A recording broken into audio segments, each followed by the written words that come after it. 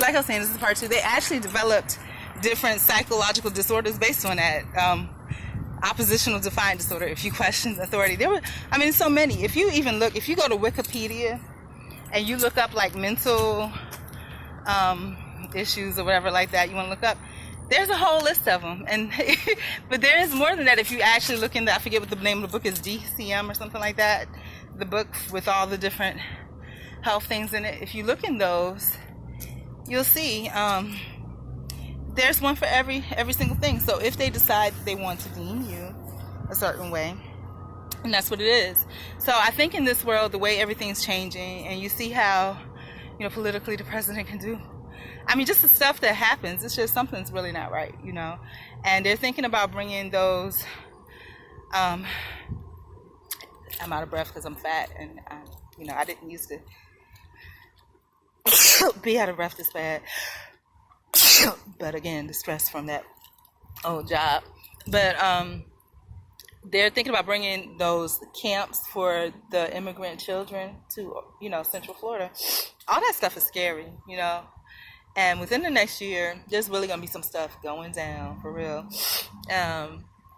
And I was watching, all of us grew up with Mr. Rogers, and for those of you guys that live in Central Florida, Mr. Rogers actually was raised in Winter Park. So if you know, and Fred McNeely was, the character Fred, Mr. McNeely, was based on his uncle. So if you are in Central Florida and you happen to come across any McNeelys or Rogers, you may be in contact with a family member of our beloved Mr. Rogers. So,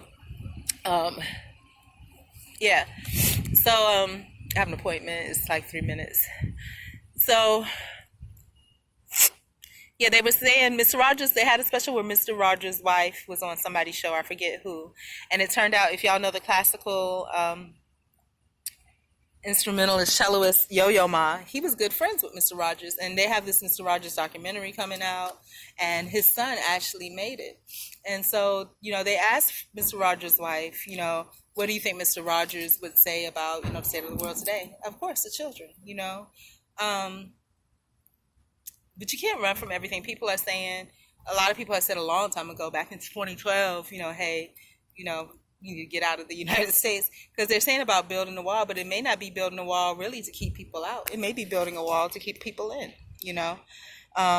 because they said the U.S., we're all slaves, because the U.S. owes so much debt to so many other countries. And I watched a special about the 13th Amendment, and really, anybody that has been in prison is a slave, because I was like, how is that even legal for them to pay prison people 25 cents an hour? I talked to somebody that was in one of those programs, and so a lot of times we look at the injustice that we can visually see, or the injustices that we personally experience, and to be truth, that is only the scratch of the surface. That's only what you've experienced. Talk to somebody. Have an open, genuine conversation with somebody that's been in the prison release situation. I happened to be at a bus stop, and I was talking to this guy, and and then he goes to work outside, but out of all the money that he goes to work outside for, they take all of it, and it goes towards his quote-unquote bills of staying at that place.